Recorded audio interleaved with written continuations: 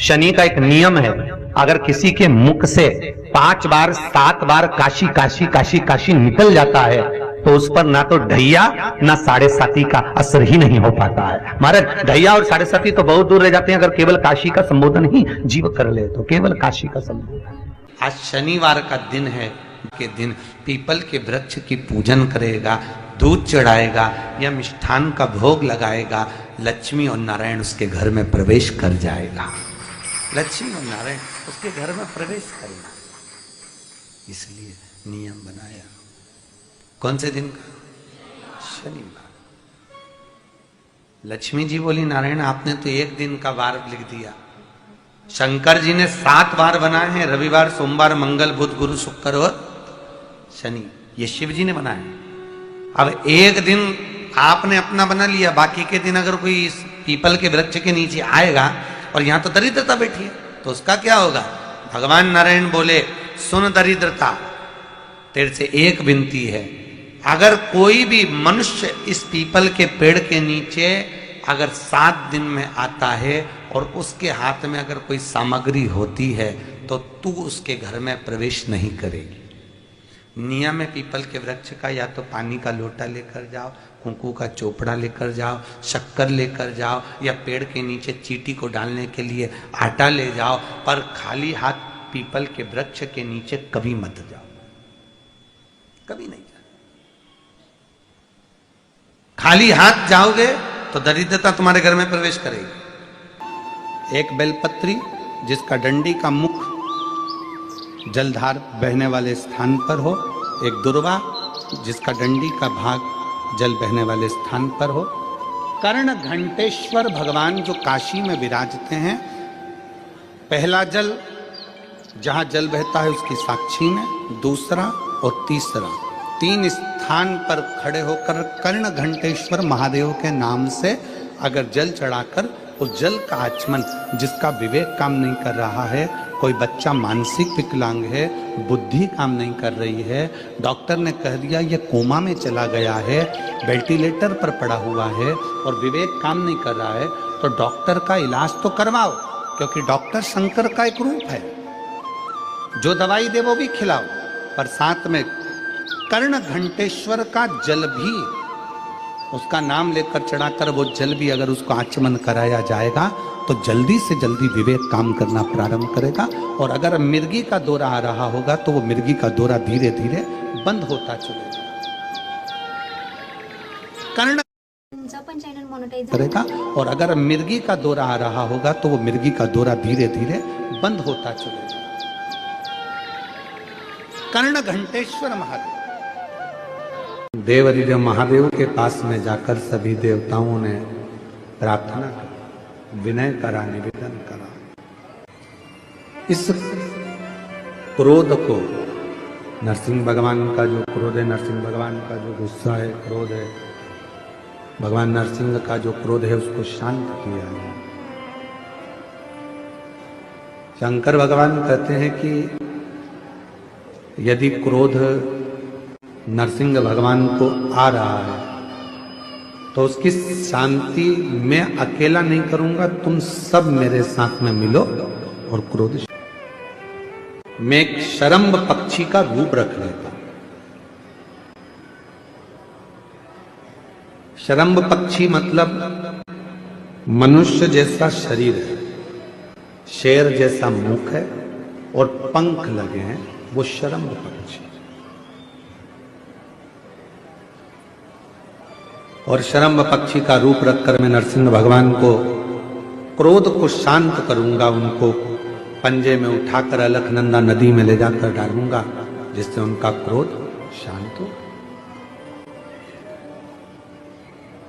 शरम्भ पक्षी का रूप रखकर भगवान नरसिंह भगवान के पास में पहुंचे, और नरसिंह भगवान के पास पहुंचकर उन्होंने नरसिंह भगवान को अपने पंजे में लिया और अलकनंदा नदी में ले जाकर छोड़ा। कभी बद्रिकाश्रम आप लोग जाएंगे दर्शन करने के लिए, तो जब अलकनंदा नदी के पुल पर चढ़ेंगे तो ताप्त कुंड के ठीक नीचे की ओर एक नरसिंह शिला थी। उसका दर्शन मात्र कर लेने से व्यक्ति के जीवन में क्रोध की शांति, क्रोध शरम्भ भगवान शिव जी का जो ये नाम है शरम्भेश्वर महादेव, ये कोई साधारण सा नाम नहीं। भगवान शंकर का ये जो नाम है ये क्रोध को शांत करता है। इसलिए जब जब अगर अपने भीतर अगर कहीं क्रोध उत्पन्न हो रहा है या अपने को लगता है कि अपन बहुत गुस्सा कर रहे हैं, एक बेलपत्र को अपने हाथ में रखकर शंभेश्वर महादेव का नाम लेकर अपने घर में जो शंकर का शिवलिंग है उसको यदि समर्पित कर देते हैं तो हमारा क्रोध उसी क्षण समाप्त हो जाता है, शांत हो जाता है। शंभेश्वर ये क्रोध की शांति के लिए शंभेश्वर की रज में जाना तो ब्रज की रज को उठा कर नहीं लाना, गोवर्धन नाथ जी की परिक्रमा करने जाना तो गोवर्धन नाथ जी के शिलाखंड को मेरे गिरिराज बाबा को लेकर मत आना। आप किसी तीर्थ में घूमने के लिए जाना तो वहां की रज को लेकर मत आना। ना जाने उस रज में, उस जल में ना जाने कितने जीव होंगे जो तप कर रहे होंगे, साधना कर रहे होंगे और भगवान से प्रार्थना कर रहे होंगे कि आपके चरण की रज मिलेगी। कोई संत के चरण की रज, कोई सतगुरु के चरण की रज, कोई जीव के चरण की रज मिलेगी और कल्याण हो जाएगा। हाँ, अगर काशी में भी तुम्हें गंगा जल लाना है तो काशी के गंगा जल को लाने से पहले शंकर जी को समर्पित कर कर एक लोटा जल शिव को चढ़ा दो पहले, फिर वहीं से भरकर मेरे बाबा से आज्ञा लेकर उस काशी के जल को लेकर आ जाओ कि बाबा अब गंगा जी का जल नहीं, मुझे आपका चढ़ा हुआ मस्तक का जल लेकर जा रही हूं जो संपूर्ण जीवों का कल्याण करने वाला है। जिस काशी का केवल नाम उच्चारण ही हमारे जीव की कल्याण कर देता है। 5 बार काशी काशी बोला, जीव का उद्धार हो गया।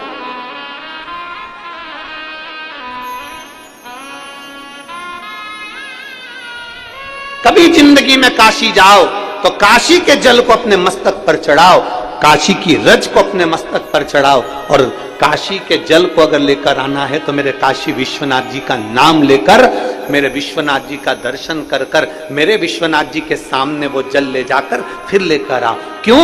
क्योंकि जब जल काशी विश्वनाथ जी के सामने जाएगा तो उस जल पर मेरे बाबा की दृष्टि पड़ जाएगी और हम जैसे जीवों का कल्याण होता है वैसे जल के जीवों का भी कल्याण हो जाएगा। जाओ शिव तत्व को पाने। कितने जीव रहते हैं काशी में, उनकी गति, उनकी मुक्ति शिव तत्व से।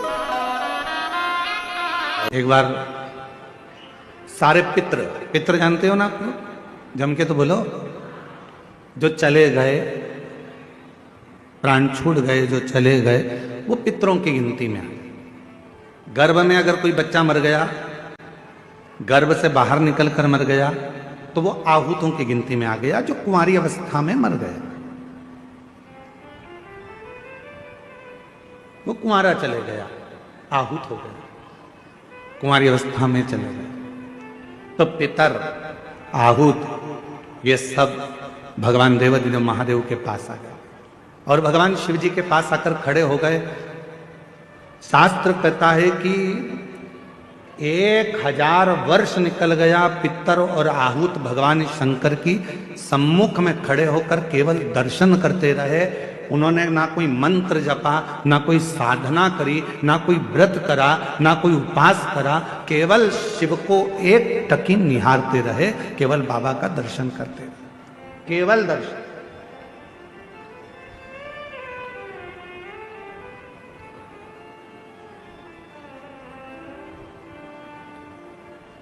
कितना फल है दर्शन का, जरा देखिएगा।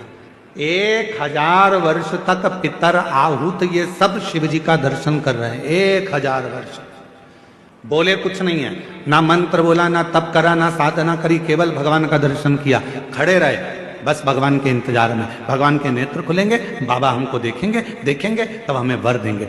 शिव जी 1000 वर्ष की समाधि में लीन थे और बाबा देवादिदेव महादेव जब 1000 वर्ष की समाधि में लीन थे, नेत्र खुले नहीं थे। आज बाबा ने 1000 वर्ष की समाधि से अपने नेत्र को खोला और 1000 वर्ष के समाधि पर जैसे ही बाबा के नेत्र खुले तो सबसे पहले पितर और आहूत पर भगवान की दृष्टि गई, भोलेनाथ जी का निगाह गया।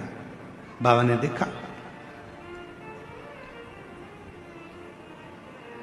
शिव जी ने पितरों को बुलाया, आहूतों को बुलाया और बुलाकर पूछा, क्यों भाई, क्या बात है, तुम यहां खड़े हो, क्या बात है? बस देवाधिदेव महादेव बाबा पूछने ही वाले थे, इतनी देर में नंदी दौड़कर आ गया।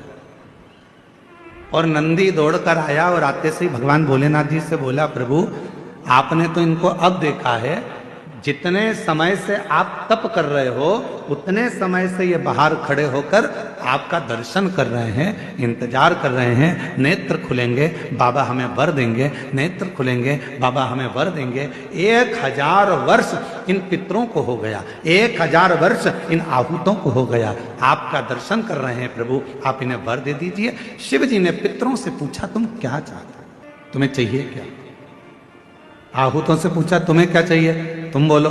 पितर और आहूत दोनों एक ही बात बोले, प्रभु संसार के लोग श्राद्ध पक्ष में हमको जल देंगे। संसार के लोग जब श्राद्ध आएगा, 16 श्राद्ध 16 दिन के आएंगे, तब ब्राह्मण को भोजन कराएंगे, पिंडदान करेंगे, तर्पण करेंगे, श्राद्ध करेंगे, तर्पण में जल देंगे, तब हमको जल प्राप्त होगा, तब हमको भोजन प्राप्त होगा, तब तक हम भूखे रहेंगे। इसलिए प्रभु एक कृपा कर दो कि ऐसी कोई व्यवस्था कर दो कि घर के लोग, परिवार के लोग, कुटुंब के लोग, कोई भी प्रतिदिन या हफ्ते में एक बार कैसे भी उनके माध्यम से हमें जल प्राप्त हो जाए और हम तृप्त हो जाएं। भगवान देवाधिदेव महादेव ने वर दे दिया पितरों को, आहूतों को। क्यों चिंता करते हो? जब संसार का मनुष्य मेरे शिवलिंग पर जल चढ़ाएगा, वो जल बहकर जब नीचे की ओर आएगा और अशोक सुंदरी से स्पर्श कर कर आगे बढ़ेगा, उसी समय पर आपको वो जल प्राप्त हो जाएगा और सारे पितर और आहूत तृप्त होते चलेगा। वो जल आपको वहां प्राप्त होगा। अब कई लोग कहते हैं गुरुजी हमारे यहां पितृदोष हो गए, कोई कहते हैं गुरुजी हमारे यहाँ आहूत दोष हो गया, पितृदोष हो गया, हमारे यहाँ ये दोष लग गया, हमारे यहाँ वो दोष लग गया। किसी ने बताया कि हमारे यहाँ कोई टोना कर गया, कोई ने बताया हमारे यहाँ कोई टोटका कर गया, कोई ने बताया हमारे यहाँ कोई ने विद्या कर दी, कोई ने कहा हमारे यहाँ ये हो गया। शिव महापुराण की उमा संहिता कहती है, जो भगवान शंकर को जल चढ़ाता है, जल चढ़ाते समय उसके जितने भी दोष हैं, चाहे पितृ दोष हो, चाहे आहूत दोष हो, चाहे वासुक दोष हो, चाहे कालसर्प दोष हो, जितने भी दोष होते हैं वो सारे दोष अपने आप समाप्त होते चले जाते हैं। और याद रखना, जो भगवान शंकर पर चढ़ा हुआ जल थोड़ा सा झेल कर लेकर आता है और अपने घर के दरवाजे पर छींटता है, दुनिया में किसी की सामर्थ्यता नहीं है कि कोई तुम्हारे ऊपर टोना कर दे या तुम्हारे को तकलीफ दे, किसी की सामर्थ्यता नहीं। हम तो बाबा के भरोसे चलते हैं। आप एक लोटा जल शंकर भगवान को समर्पित करते हो, शिव उसको स्वीकार करते हैं। आप एक चम्मच में से भी आधी चम्मच यदि देसी गाय का, हमारी वेद लक्षणा देसी गाय का यदि दूध आधी चम्मच से भी आधी चम्मच यदि आप शिव को दे रहे हो, शिव स्वीकार कर रहे हैं। फिर आप केमिकल का दूध मत चढ़ाओ, थैली का दूध मत चढ़ाओ, ये इधर उधर से आया हुआ दूध भगवान को मत चढ़ाओ। आप तो देसी गाय का एक आधी चम्मच से भी आधी चम्मच दूध अगर शिव को दे रहे हो तो शिव स्वीकार करो। चप्पल बार बार टूट रही हो, कमर से नीचे जो वस्त्र पहने हो वो फट रहे हो, कहीं पजामा है, धोती है, आदि वस्त्र हैं, कपड़े हैं, वो अपने आप फट, आज के जमाने में तो फटे फटाए पहनते हैं लोग, फैशन। उसकी गारंटी नहीं है, उसका हम वर्णन नहीं कर रहा। हम जब पहनते हम समझ जाते हैं इसको शनि तो ऑलरेडी लगा ही हुआ। जब उनका घुटना घुटनी सब फटा हुआ दिखता है तो उसमें लग जाता है कि शनि पहले से लग गया बापड़ा, उनके पहने से तो मालूम पड़े। शनि का नियम है, शनि कथा कहती है, पांव की चप्पल बार बार टूट रही हो, घिस गई हो, बद्दी टूट रही हो, कुछ कर रही हो, और अगर कमर से नीचे जो वस्त्र पहने हो वो अपने आप फट रहे हो, समझ लेना कि शनि पांव से प्रवेश कर रहा, मतलब अपनी प्रखरता शनि दिखा रहा। किसी मंदिर में गए महाराज और वहां जाने पर चप्पल चली गई, तो समझ लेना शनि की कुदृष्टि अब पड़ना बंद होना चालू हो। कोई भी ग्रह अनुकूल नहीं है, सब बेकार चल रहे हो, सब प्रतिकूल चल रहे हो, दूध के पात्र में दुर्वा डाल लो, पीपल के वृक्ष के नीचे चढ़ा कर आओ, राहु केतु शुक्र शनि जो भी गड़बड़ है सब सुधरना चालू हो जाएगा। दुर्वा का वो शनिवार तेरा है, लो संभालो बालाजी परिवार तेरा है, मंगलवार तेरा है, शनिवार तेरा है, लो संभालो बालाजी परिवार तेरा है, मंगलवार तेरा है, शनिवार तेरा है, लो संभालो बालाजी परिवार तेरा है।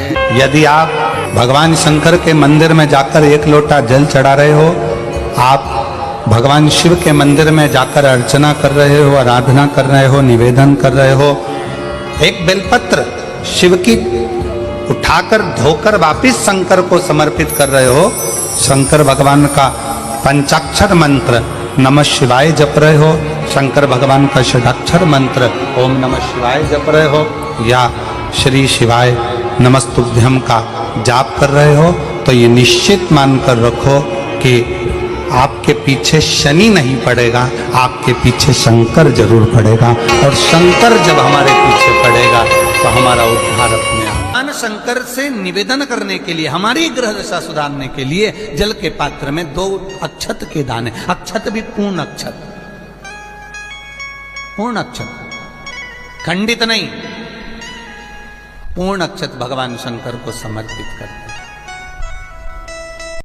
महाराज शनिवार के दिन अगर शिव की आराधना करी जाए, शनिवार के दिन अगर शंकर को जल चढ़ाया जाए, तो जिंदगी में व्यक्ति की कभी अकाल मृत्यु नहीं होती। को अगर मौका मिले तो नैमिषारण्य की भूमि पर जो चक्र तीर्थ है, उस चक्र तीर्थ को हमारे यहां पितरों की नाभि कहा गया।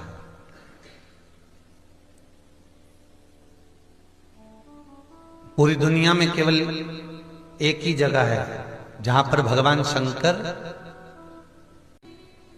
छुप कर बैठे हैं पानी के अंदर, जिसका नाम गुप्तेश्वर महादेव है। पूरी दुनिया में केवल एक ही जगह है, गुप्तेश्वर महादेव, जहां भगवान शंकर पानी में छुपकर बैठे हुए। और हम अगर कोई फल, कोई प्रसाद लेते हैं, कोई बेलपत्री फूल लेते हैं, और हम भगवान को जब वो बेलपत्र, जब वो फूल हम भगवान को देते हैं, तो हम भगवान को अर्पण करने के लिए जब पानी में छोड़ते हैं, बहते पानी में जब उसको छोड़ा जाता है, तो वो बेलपत्र, वो फूल, वो प्रसाद जमीन तलातल में जल के अंदर चला जाता है। फूल पत्ती वैसे पानी में तैरना चाहिए, परवाह नहीं तैरेगा, वो अंदर चले जाएगा, अर्पण किया। और यदि आपने कहा भगवान प्रसाद दे दीजिए, भोलेनाथ प्रसादम कर दीजिए, तो वही फूल पत्ती, वही प्रसाद वापिस पानी में से निकलकर बाहर आ जाता है, वही पानी। पूरी दुनिया में केवल एक ही जगह है, वो है नैमिषारण्य, गुप्तेश्वर महादेव, क्योंकि वहां पितरों की नाभि है। और पितरों की नाभि का जो भाग कहा गया है कि उस जगह पर जो हम देते हैं, उसका फल हमको तुरंत प्राप्त होता, तुरंत। महाराज तो कुछ कुछ भूमियां, कुछ कुछ भवन, कुछ कुछ जगहें ऐसी हैं जहां का प्रमाण हमारा शास्त्र कहता है, जहां का पुण्य, उस जगह का आनंद 4 गुना बढ़ जाए। पंचमुखी अगर जीव नरक भी जा रहा है, बैकुंठ भी जा रहा है, और वहां चित्रगुप्त महाराज सामने खड़े होकर पूछेंगे कि तूने पुण्य कौन सा करा, तूने सत्कर्म कौन सा करा, तुम्हारे मुख से कुछ ना निकले, केवल काशी एक संबोधन ही निकल गया, तो चित्रगुप्त भी हाथ जोड़कर कह देंगे इसको कैलाश छोड़कर आ जाने। कितना तप, कितनी साधना, कितनी आराधना, पूरा ब्रह्मांड, पूरी सृष्टि जल में मग्न हो जाती है, सतयुग आता है, त्रेता आता है, द्वापर आता है, कलयुग आता है, नष्ट हो जाता है, चले जाता है, फिर वापिस सृष्टि रचना प्रारंभ होती है। कितनी बार सृष्टि पानी में डूब गई, कितनी बार सृष्टि जल में मग्न हो गई, कितनी बार सृष्टि समाप्त हो गई, पर पूरी भूमंडल पर केवल एक काशी ऐसी अजर और अमर है जो कभी समाप्त नहीं होती, वो हमेशा की हमेशा रहती है, वो कभी समाप्त नहीं होती।